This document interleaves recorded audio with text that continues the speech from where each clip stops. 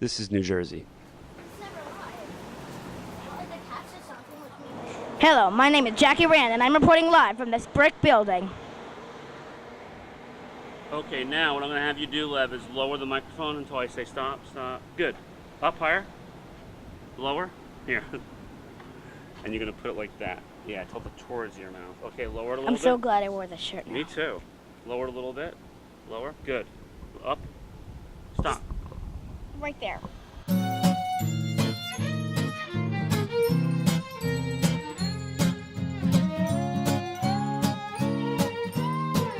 My favorite movie is this movie that's about a bond between a father and his son and how they used to disagree and never liked each other. I don't know the name.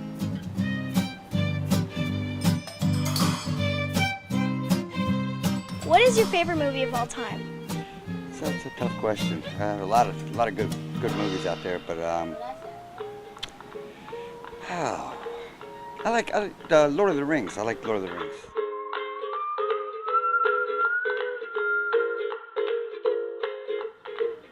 On the son's way to getting the prisoner, he has to drive through the wall of the church, picks up the prisoner, drives out.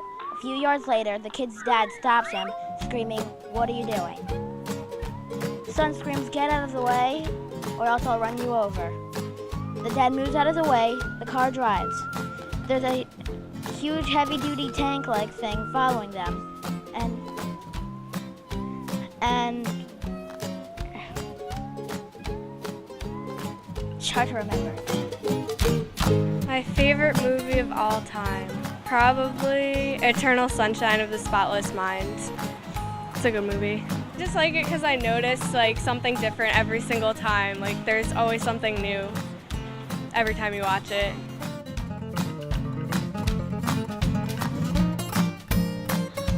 What is your favorite movie? My favorite movie is Houseboat. And can you say a certain line or scene from the movie that is your favorite? One of my favorites is a song by Sophia Loren, or that Sophia Loren sings. I'll sing you a little bit of it. It goes, presto, presto, do your very besto, don't hang back with a zip and a zing.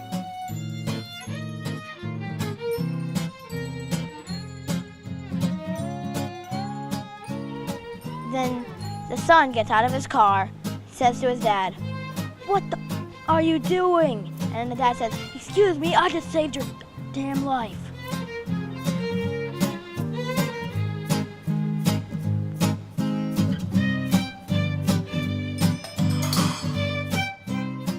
When I was a little kid, I was obsessed with SpongeBob SquarePants.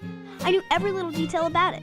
So, when I heard SpongeBob the movie was going to be playing at the local theater in my town, I grabbed my friend and headed over there to find out how much the SpongeBob lovers loved and knew about the funny little sponge.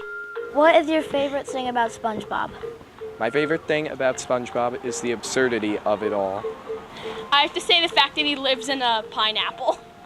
That he's turned into an ice cream pop.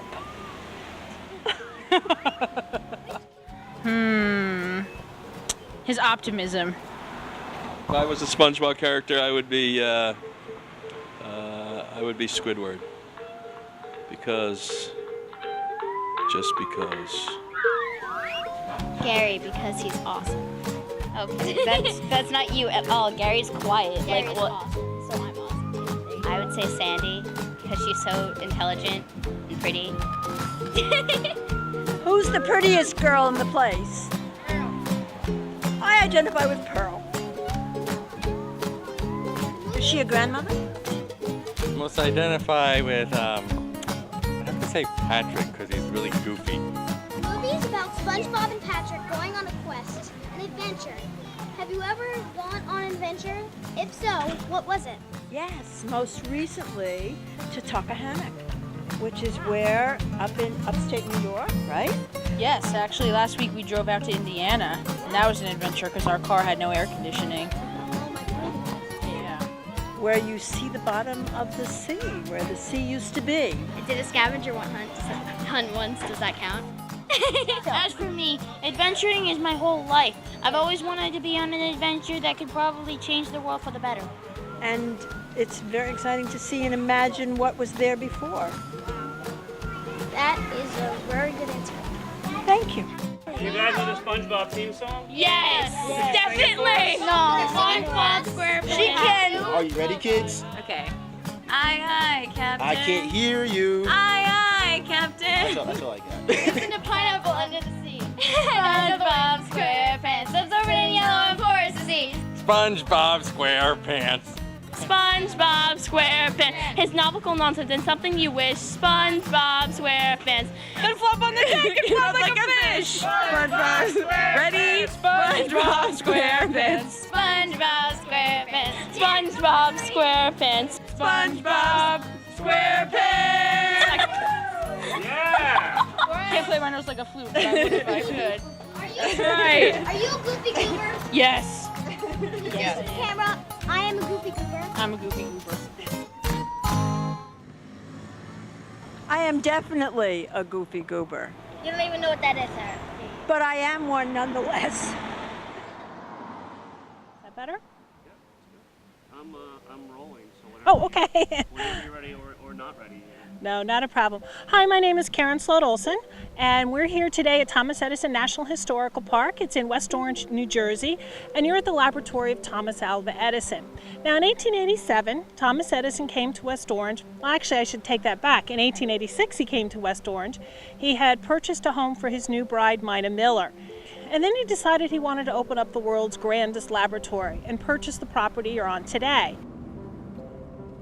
Well, we're at 212 Thomas Avenue in the borough of Riverton, and this was the house of Richard Milton Hollingshead Jr., and this is where he first trialed his drive-in film. One such building was known as the Black Maria, and you can notice that over my shoulder here. It was the first building built for the recording of motion pictures. Now, what we have at the laboratory today is actually a replica of the original. The first building, started in December of 1892, completed in 1893, sat behind where the water tower does today. It literally was on the back lot. This is the backyard. He pulled his car up, put the projector on the hood, projected the film. We don't know what he showed here. We know what the first film was at the drive-in down in Pennsauken. That was called Wives Beware with Adolf Menjau.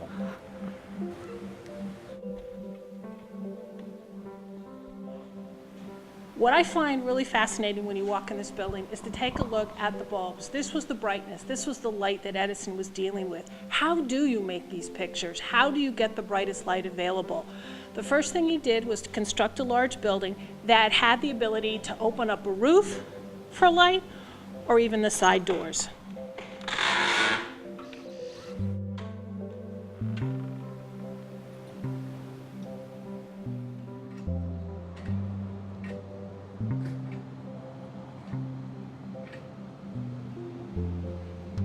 Well, the first movie I ever saw here was Goonies.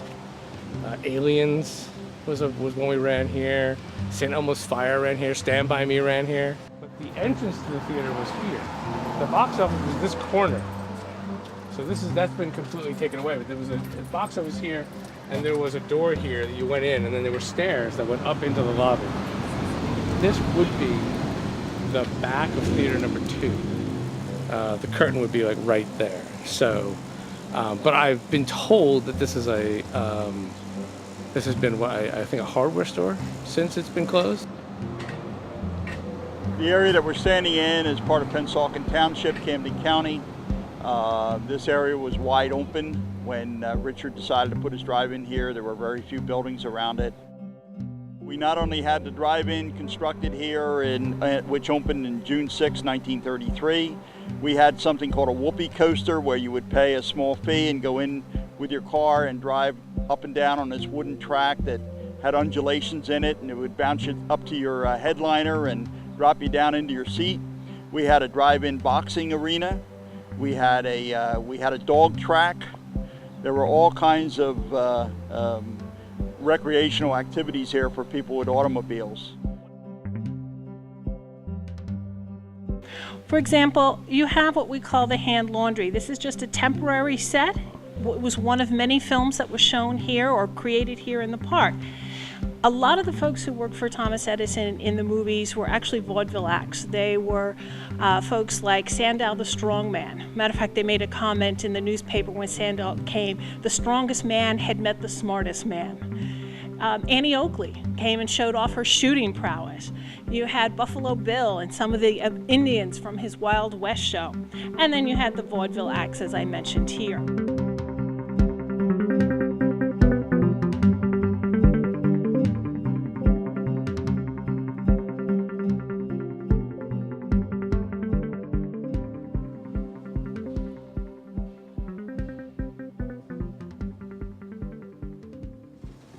Wow, well, this is not what you would expect.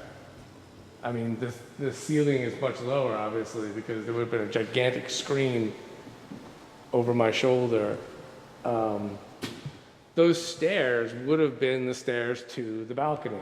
So this would be the auditorium. The seats would have been here, and it would have been inclined slightly. And then over my shoulder would have been the screen.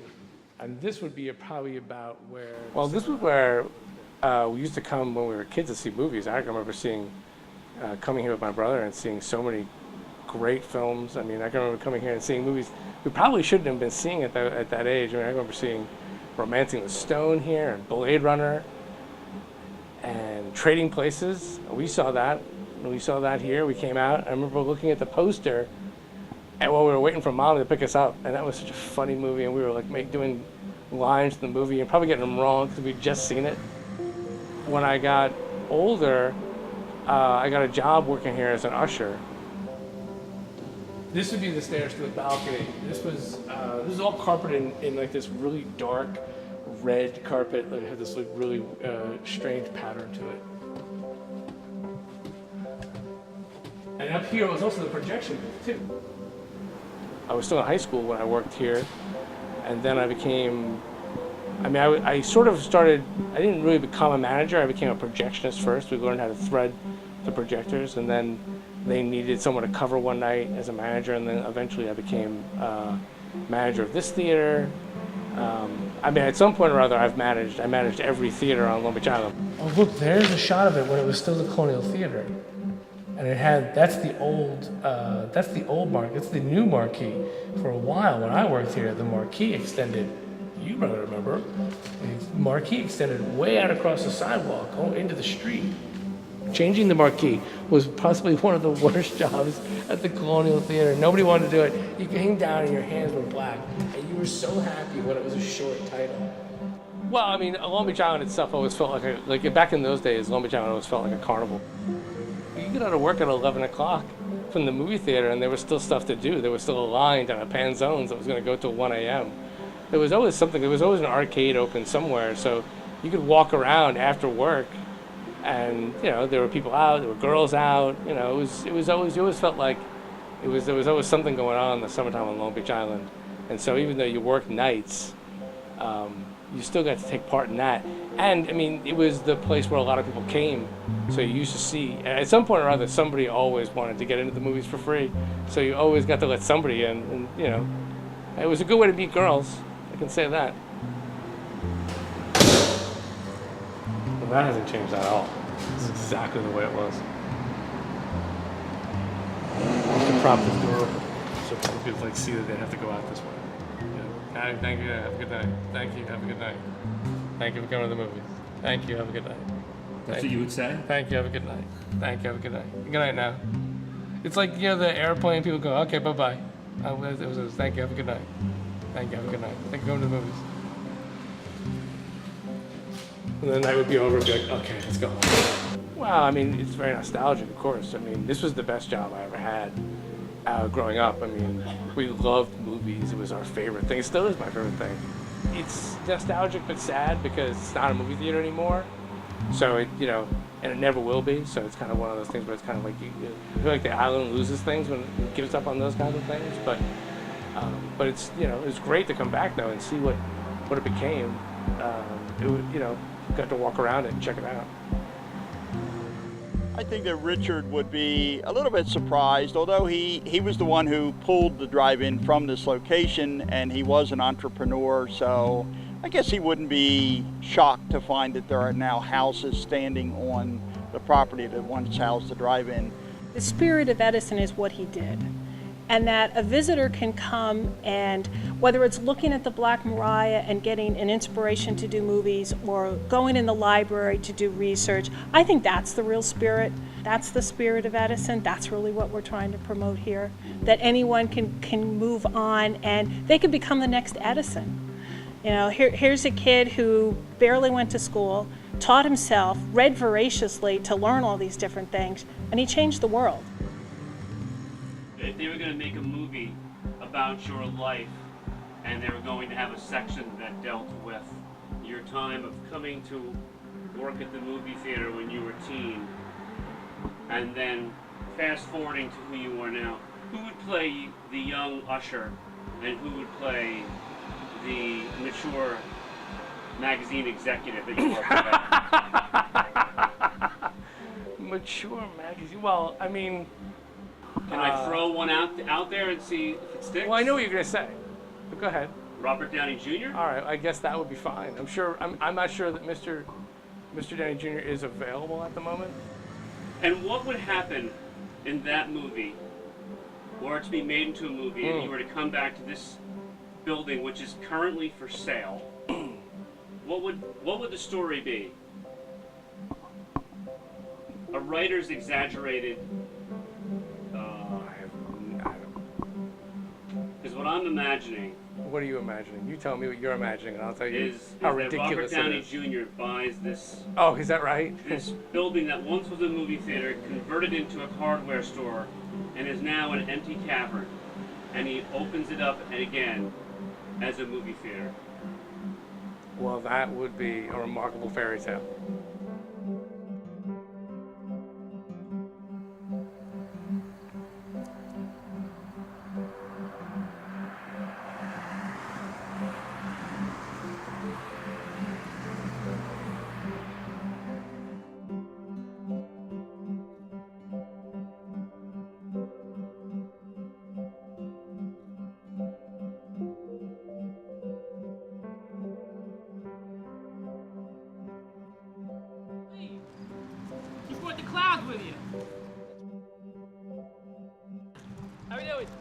We're doing good. How you doing, Doc? Hey. Good to see you. Yes. Okay. And Max. How you doing, guys? What made you decide to buy a drive-in movie theater? Well, I was a pediatrician. I was looking for a place to put up a skate park. Because you see a lot of kids are becoming very sedentary, computer generation, and with that, the weight's going up, blood pressure going up, obesity goes up. So that's all part of the same problem. If you get them outside exercising, then you got that covered. So skate park's a nice place. So it was supposed to be in this quadrant here. This is the way it was laid out. The city approved it and everything was all great. And I met these guys in the Association of Drive-In, United Drive-In Theaters Owners Association, UDITOA. And meet with these guys. These guys are savvy. They've been doing it for generations, literally. Yeah. And so they said, don't give up these spots to a skate park. Put up a second screen. That's what we did. He is a big kid. I say, talk about battling the public's notion of how this happens. I actually have to battle him a lot of the time because he doesn't really get it either. He just likes doing this. But for me, it's more like, well, why are we doing this? Because our quality of life hasn't improved. It actually has deteriorated. So why are you doing it? I'm chained to him. That's why. That's what love does. It's 100% reimbursement at the time of the encounter. They wanted a hot dog, they got a hot dog. They wanted a cheesesteak, they got a cheesesteak. Paid for, done, they're happy, I'm happy, that's it. We open the box office 2 hours before the movie starts. So people can come in, have dinner, let the kids run around, get tired, and that makes everybody's night nice. Somebody saw somebody putting somebody in the trunk. I don't know where they saw it, but they saw it. So there was like 3 town looking for, a kidnapping kind of thing. So one of the cops says, hey, did you think about checking the driving? We had the cops come, open up trunks, and it was a whole big deal. So they pull up on the line, and they were there, and they said to the guy, "Can you please get out in your trunk?" And there was a girlfriend in the trunk. That's how this all started, with me checking trunks, and been doing it ever since that day. Unfortunately, I have not found anyone in the trunk yet. But Unfortunately or fortunately? Unfortunately, I guess. Yeah, fortunately, I have not found anyone in the trunk. Full night, we have about 600 something cars, 700 cars be our full night. You figure 2 adults per car, so you figure, 1,400 people. You guys brought rain, I'm gonna chase you away. Okay, I'm really gonna chase you guys away. You brought rain. That part there. What else? This is where I want to put the golf course. It's all family entertainment. Excuse me a second. Yeah. Years ago, when one of the young security guards says, "I think there's something going on," so I said, "Okay." It must have been maybe the first year we opened, I'm guessing. So I go in the back. There's this pickup truck.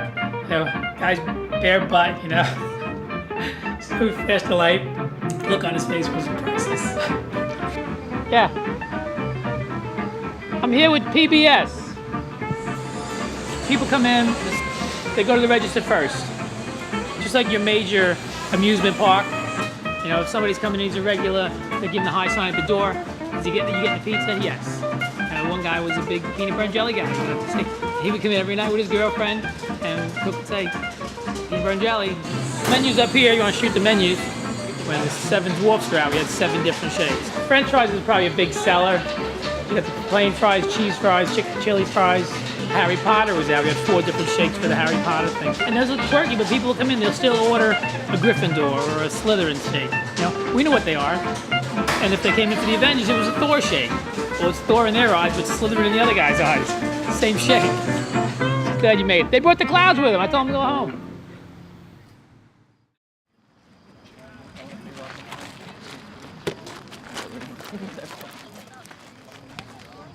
So tell us, you guys are here. Now, is this a first time for you, or have you been to this drive-in before? For me, this is my second time here. Keith? Me too, but I was like 3 seconds old the first time I went here. For me, it's experiencing a drive-in movie theater, which I didn't get to experience enough as a kid. And I know it's unique in New Jersey to have this, and I wish I could come more, but it's a little far away. But the retro experience for me personally, and the attraction of Steven Spielberg movies, especially Jaws. And how do you feel, Keith? I just think there's a nice charm to it that you don't get from sitting in the movie theater. There's something else. It's kind of a different experience in itself. We came from Philly. We live in Philly, yep. This is my family. 3 little kids.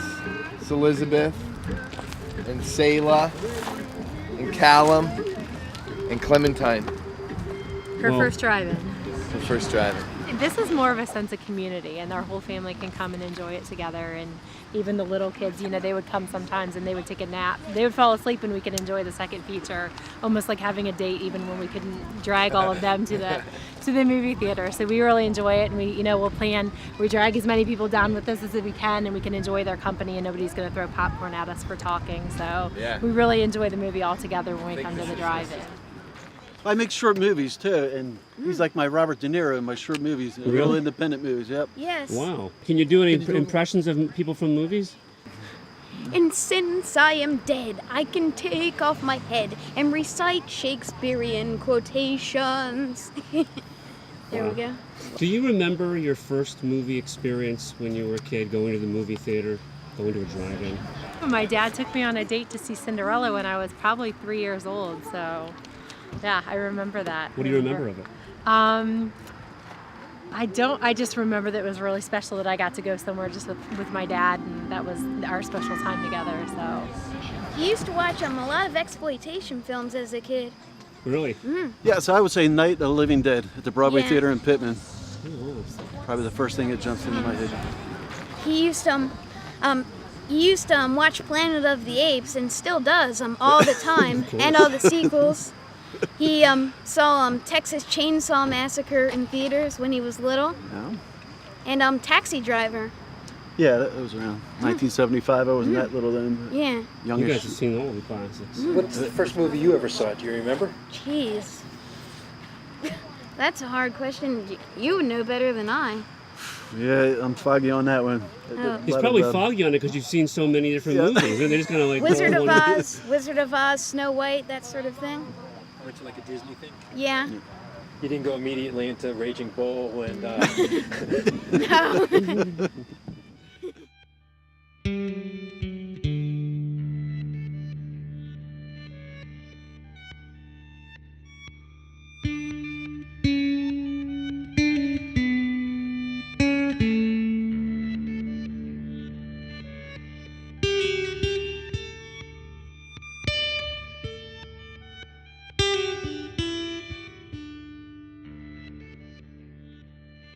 Mary Poppins.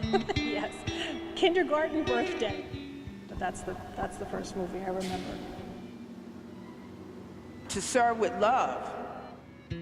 It was a wonderful, wonderful movie. I remember seeing it as a kid. They're leaving the show and they jump into the car and, it's 100 miles to Chicago. They got a half a pack of cigarettes, a half a tank of gas. It's dark out and they're wearing sunglasses. Hit it. With Joe Pesci when he's in the restaurant. You're laughing at me? You're laughing at me? You think I'm funny? Do I amuse you? Yeah, when they have the the fist fight in Zero Gravity, that's like the best scene from any movie ever. I really love gangster movies, and The Godfather was more than that, just a classic. Yeah, I definitely remember seeing one of the Star Wars movies at the drive-in too, and as a kid. So the same thing, back in the, the station wagon, and just looking out. I guess we must have pulled backwards because I remember looking out the big window.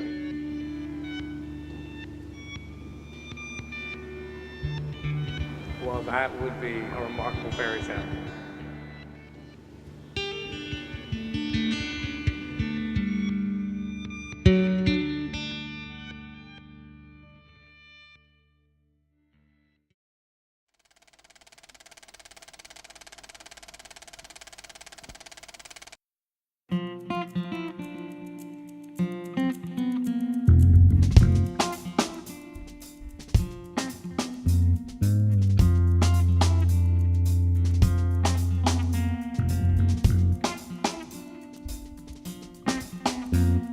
We are exactly what you see, bruised and scraped up knees.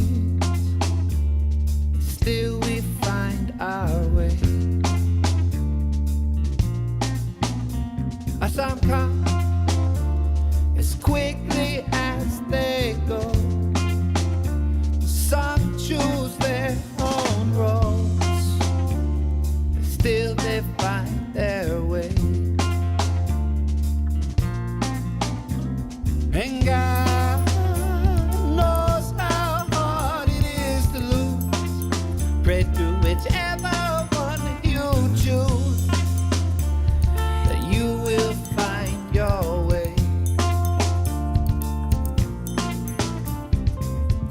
Now we find our way. Now we find our way.